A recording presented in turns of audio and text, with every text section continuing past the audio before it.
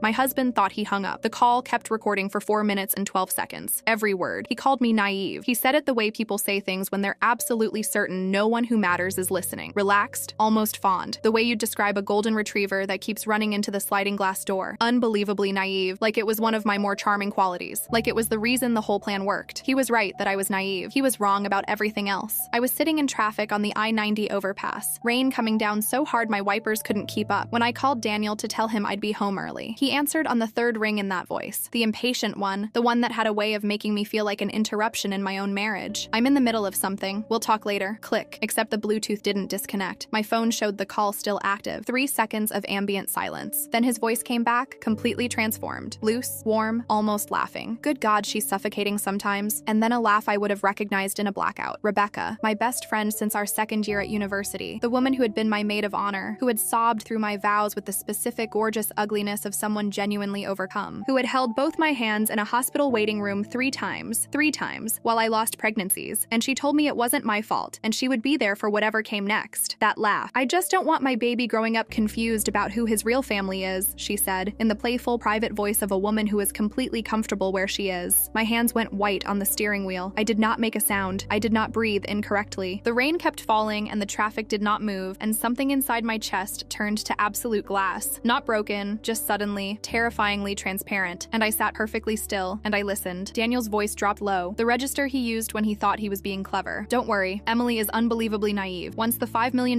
trust payment from her father hits our joint account next month, I move everything offshore. Then I file for divorce. We disappear. She's left with nothing. Rebecca laughed again softly, the way she laughed at things that delighted her, and Daniel added one more thing. Quiet, casual. The throwaway line of a man who had been holding it for a long time and was finally comfortable enough to let it go. Besides, he said, she's already proven her body doesn't work the way it should. The miscarriages. He was making a joke about the miscarriages to Rebecca, who had held my hands in the hospital 3 times. The recording kept running. 4 minutes and 12 seconds total. I know that number exactly because I have listened to it many times since then. Not out of pain. Out of the specific, clarifying satisfaction of a person who knows precisely what they have. When the call finally dropped, I sat in the traffic for a long time and breathed very carefully and let the rain be as loud as it needed to be. There was something enormous happening inside me that I refused to release into the interior of my car because I needed to be clear. I needed to think before I felt for perhaps the first time in my marriage, and I needed to do it fast. I did not go home. I drove to my father's office. My name is Emily Bennett Calloway, and I need you to understand something about my life before I tell you how it unraveled, and then, in the space of 3 weeks, reconstructed itself into something I hadn't thought to want. I grew up the only child of Harold Bennett, who built Bennett Capital over 40 years starting with a freight forwarding company, and a philosophy about people that he summarized in 2 rules. Trust slowly, and never let a snake stay warm in your house. My father is 71 years old, short, silver-haired, and possessed of the particular stillness of someone who has been lied to by very good liars and learned decades ago to watch hands instead of faces. He had never liked Daniel. He expressed this when I was engaged, with the measured restraint of a father who understood that telling his daughter not to marry someone was the single most reliable way to ensure she did exactly that. He said, "He's impressive in rooms, Emily. Just make sure you know who he is in the ones without an audience." I told him Daniel was wonderful, kind, attentive. I told him he would come around. I had been married to Daniel Calloway for 6 years. He was a financial consultant with a client list he guarded carefully and a lifestyle that had always been slightly more expensive than I understood his income to fully support. I had never examined this too closely. My father had settled a trust in my name at 30, $5 million timed for my early 30s, and Daniel had known about it since before our engagement because I had told him, because I trusted him, because I was, as he accurately identified, unbelievably naive. He was handsome in the particular way that reads as trustworthy at first glance and takes years to understand is actually just symmetry. He was good at dinner parties. He had the gift of making other people feel chosen, which in the early years he had directed at me, and which I had confused for love. Rebecca Harlow had been my closest friend since we were 20. She was the kind of beautiful that made rooms quiet when she entered them, and she wore it carelessly, the way people wear things they've never had to think about. She was funny and warm and fiercely loyal. I had believed that last part so completely that I had never once thought to question it. She and Daniel had always gotten along easily. Too easily, maybe. There had been a moment at a party 2 years ago when I had come out of a bathroom and found them talking in a way that stopped when I appeared. Not obviously just a half-second recalibration, a slight shift in how they were standing. I had filed it under nothing. I was always filing things under nothing. The miscarriages were the years 2020, 2021, and 2023. If you have been through one, you know what 3 of them does to a person. You know what it does to a marriage, if the marriage is not built to hold it. Daniel had been present for all 3, attentive, appropriate, saying the right things with the practice practiced fluency of someone who understood what the right things were. I had been grateful for his steadiness. I had not considered that steadiness and the absence of genuine feeling are sometimes indistinguishable from the outside. Rebecca had been there for all three, too. Sitting with that now, I feel something I don't have a clean word for. Not rage, something colder. The specific cold of understanding a long deception after the fact, when you can trace the map backward and see every place where you believe the ground, and it wasn't ground at all. I walked into my father's office at 6:48 p.m. without an appointment, which his assistant Margot, 22 years with him, recognized as the kind of situation that did not require one. She showed me straight in. My father was at his desk. He looked up when I came in, and his face did the thing it does when he's assessing a situation before asking a question. A brief, total stillness, like a camera autofocusing. I sat down across from him. I placed my phone on the desk between us. I pressed play. I did not say a single word. He listened with his eyes closed. This is how my father listens to things he needs to fully understand. He removes vision from the equation so nothing competes with what he's hearing. 4 minutes and 12 seconds. His face gave away nothing except, around the 2-minute mark, a tightening at the corners of his mouth that I had seen twice before in my life, both times immediately before something consequential happened. When it finished, the office was very quiet. Then he said, "Do you want justice or do you want revenge?" I said both. He almost smiled. Good. He picked up his desk phone, not his cell, the landline, and made 2 calls. The first was to Martin Cho, who has been my father's private legal counsel for 19 years and who has a forensic accountant's thoroughness applied to every area of human activity, including, as it turned out, marital fraud. The second was to a man named Richard Voss, who runs a private investigations firm out of Chicago and who has worked exclusively for Bennett Capital for 11 years. My father described the situation to each of them in the flat factual language of a man issuing instructions, not asking for comfort. He told them both 3 weeks, full scope. Then he looked at me. Does Rebecca know about the trust? I thought about it. I don't think I ever told her the amount. Daniel told her, my father said. It wasn't a question. I nodded. It was obvious now. Go home, he said. Act normal. Do not confront. Do not change behavior. Do not give any indication whatsoever that you know anything. Can you do that? I looked at my father. I've been doing it for 6 years without knowing I was. He was quiet for a moment. Yes, he said. I suppose you have. I went home. I made dinner. I asked Daniel about his day. He told me about a client meeting. He seemed relaxed, warm, attentive, the version of Daniel that had made me fall in love with him. The version I now understood he deployed strategically, like a setting on a device, when he needed me compliant and content. I smiled and listened and said all the right things. That night, lying beside him in the dark, I stayed very still and breathed at the rhythm of someone asleep. And I thought about the recording, and I thought about 3 miscarriages, and I thought about 6 years, and I thought about Rebecca's laugh on that phone call. The comfortable, private laugh of someone fully at home in a place that belonged to someone else. I did not sleep for approximately 3 hours. Then I made a decision, somewhere in the early dark, that the next 3 weeks were a job. I had a role to play, and I would play it with complete commitment, because anything less would cost me everything. And I was not going to let them take anything else from me. Not one more thing. The first week, Richard Voss's team established the surveillance perimeter. Richard briefed me and Martin Cho at a private meeting at my father's offices on a Wednesday morning. He was 53, compact, ex-FBI Financial Crimes Unit, now in private practice for the high-net-worth clients who needed the FBI's skill without the FBI's procedural limitations. He placed a folder on the conference table and opened it to the first page. They've been meeting at the Kimpton Hotel on Michigan Avenue for approximately 4 months, he said. Weekly, sometimes twice weekly. We have photographic documentation of 14 confirmed meetings. He laid the photographs out in a row. Exterior shots, lobby shots, 2 through a restaurant window that showed Daniel and Rebecca at a corner table, his hand over hers, both of them entirely comfortable and unaware. The vehicle parked at her building most Thursday evenings is registered to a Shell LLC that traces back to a leasing agreement co-signed by Daniel in June of last year. I looked at the photographs. I did not feel what I might have expected to feel. What I felt was the specific, cold confirmation of something I had already processed in the car, in the rain, on the overpass. The photographs didn't break anything in me. They just closed the final gap between what I knew and what was documented. The financial trail, Martin said. Richard opened to the next section. This is where it gets interesting. He walked us through it. Daniel had opened 2 accounts in the previous 8 months, one in his name alone, one in the name of a holding company, and had been making small, regular transfers from our joint account that fell below the reporting threshold, each one too small to trigger attention. Together, they formed a systematic pipeline pointing offshore. He's been testing the system, Martin said. Practicing, Richard agreed. How much has he moved so far? Approximately $340,000. That was my money. My inheritance from my maternal grandmother, folded into our joint account years ago when I believed we were building something together. $340,000, moved in increments small enough that I might never have noticed if I hadn't been looking. Martin turned to me. The trust payment. Your father had already begun the transfer process? It was scheduled for the 15th of next month. Martin nodded. We cancel it internally and say nothing. The account will appear to process normally from Daniel's perspective until the moment he tries to access it. My father said, from the chair at the head of the table, he needs to believe the money is coming. That's what keeps him patient. The second week, I went shopping with Rebecca. I want you to sit with that for a moment. I drove to her apartment on a Saturday morning. I buzzed up. She came down in workout clothes, her hair in a ponytail, carrying 2 coffee cups, handing me one the way she had for years, automatic, warm, the gesture of someone who knew your order by heart. I took it and said thank you and smiled, and it fit so perfectly into the muscle memory of our friendship that for about 4 seconds, I almost forgot every word of the phone call. Almost. We walked to a baby boutique on Oak Street that she had been excited about. She'd mentioned it the week before. I had written the name down. I was playing my part. She picked up tiny onesies, held them against herself, asked my opinion on colors. She was 7 months along and genuinely beautiful, the round-faced, loose-limbed contentment of a woman in late pregnancy, and I stood beside her and said she was glowing, and I asked about names, and I meant none of it, and she noticed none of it. I thought about the recording the entire time. I thought about, I just don't want my baby growing up confused about who his real family is. I thought about what that meant for the baby, who was real and blameless and headed into a situation that was not his fault in any direction. I didn't let myself think too long about that part, because that part required more grace than I had available at the moment, and grace would have to come later. When we hugged goodbye on the sidewalk, she said,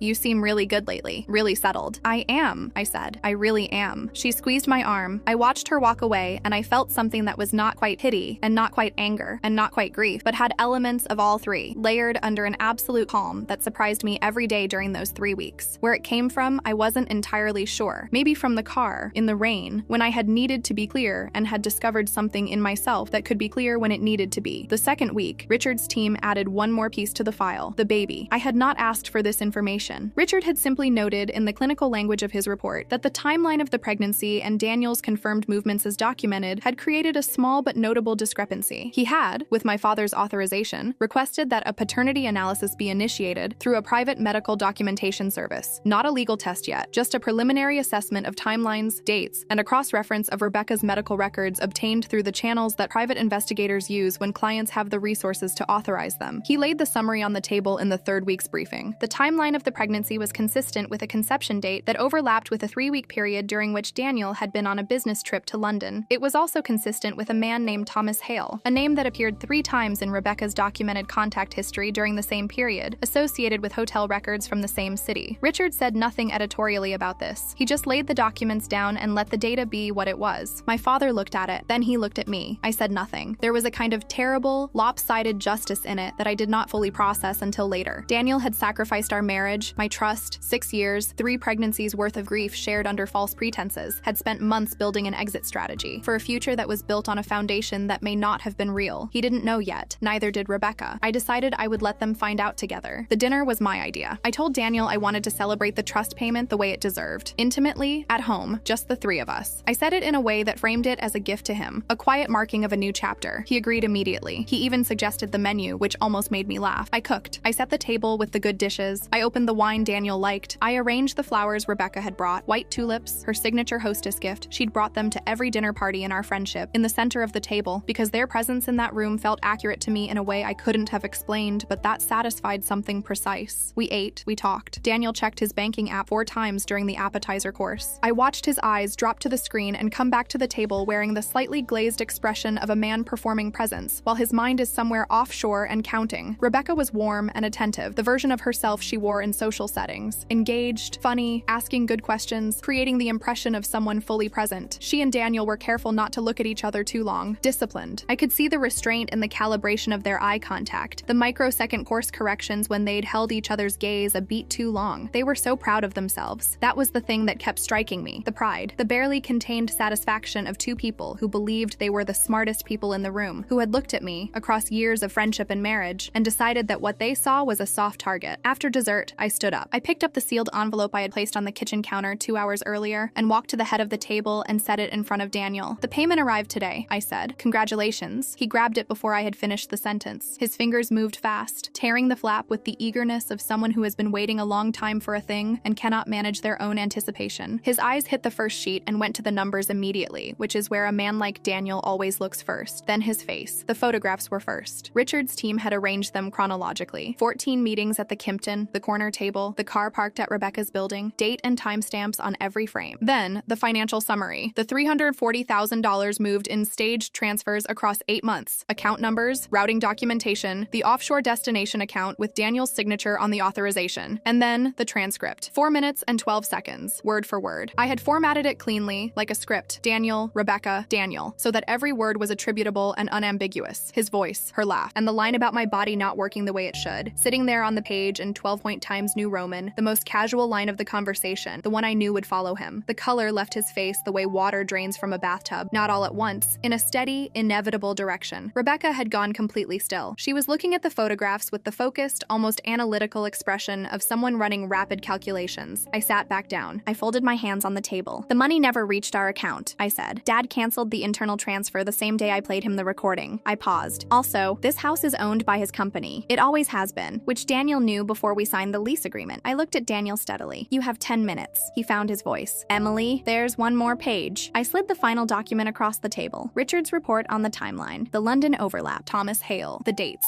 Daniel looked at it, then at Rebecca. Rebecca looked at it, then at Daniel. And in her face, in the very specific way the calculation behind her eyes shifted and then stopped, I saw the moment she understood what the last page meant, not just for the room, but for everything she thought she had been building. Every sacrifice she thought she had made, every future she had planned on the foundation of what was apparently not, in fact, certain. Her face crumbled. Not performance, genuine. Daniel's mouth opened, closed, opened again. The mouth of a man who has always had the right words available and is discovering for the first time that the supply is finite. I looked at him. "You sacrificed everything," I said, "for a future that was never even real." He didn't answer. "The fraud case is with Martin Cho and a forensic accounting firm. The $340,000 plus damages. The divorce petition was filed this morning." I picked up my wine glass. "A civil claim for financial misconduct in a marriage takes approximately 14 months to fully adjudicate, Daniel. You built your offshore account using funds from a joint account that was fed directly by my trust distributions, which makes every dollar traceable and recoverable under marital asset law." I took a slow, quiet sip. "Martin sends his regards." I set the glass down. "Now get out of my house." They left. Not immediately. There was a period of approximately 90 seconds that I will not describe in detail except to say that it involved Daniel attempting 3 different openings and me saying nothing, just watching him, until the absence of any available response became its own kind of answer and he stopped trying. Rebecca left first. She picked up her jacket from the back of her chair, and at the door she turned and looked at me with an expression I had never seen on her face before. Not guilt exactly, something more disoriented than guilt. The expression of a person who has just discovered that the map they were using was wrong and does not yet know where they actually are. She didn't say anything. She left. Daniel left 4 minutes later, after attempting once more in the entry hall to reframe what was happening, and I told him that his attorney had Martin Cho's number, and that was the appropriate place for that conversation. And then the door closed, and I was alone in my house with the good dishes and the white tulips and 4 minutes and 12 seconds that had changed the direction of everything. I want to tell you what happened to them, because I know you need to know. The divorce petition, filed by Martin Cho on the morning of the dinner, cited financial misconduct, misappropriation of marital assets, and fraudulent representation in connection with the trust fund, a specific legal mechanism in Illinois that my father's team had been careful to establish documentation for across the 3-week investigation period. The $340,000 was fully recoverable. The offshore account, once identified through the documented authorization trail, was frozen within 60 days through coordination with Martin's financial forensics specialist, a woman named Dr. Patricia Wren, who had 20 years of forensic accounting experience and who described Daniel's offshore structure in her report as elementary in its execution and amateur in its concealment. That phrase appeared in the formal legal documentation. I have read it several times. Daniel's financial consulting practice lost 2 major clients within the first month after the divorce petition became public record. These things become public record. And a third, when a reporter from a financial industry publication, working on a piece about marital asset fraud, found the court filings and published a summary. The story did not use his name directly. His clients are the kind of people who read financial industry publications carefully and recognize the details. Rebecca and Thomas Hale, the London connection, I heard about through a mutual friend, indirectly, about 4 months later. I do not know the current state of that situation, and I have concluded that I do not need to. What I know about the baby is this: he is real. He is blameless. He did not choose any of the people who made the decisions that shaped the circumstances of his arrival. Whatever happens to him, I hope it is not defined by what was done in that room before he existed. I think about that sometimes. Martin Cho finalized the divorce settlement in 7 months, which he described as unusually fast for a contested financial case, and attributed it to the quality of documentation. The recovered assets, plus damages assessed under the fraud provisions, came to $412,000 total. The trust payment, the $5 million that had set all of this in motion, was restructured into a protected account in my name alone, inaccessible to any future marital claims. My father and I had dinner the week the settlement finalized. He ordered the good wine, which he reserves for significant occasions. We talked about the company, about my next steps, about the house, which I have kept, because I like the kitchen and because it is mine in every way that matters. Somewhere in the second glass, he said, "I should have told you more clearly when it mattered." I said, "You told me. I wasn't ready to hear it." He nodded. That was the whole conversation on the subject.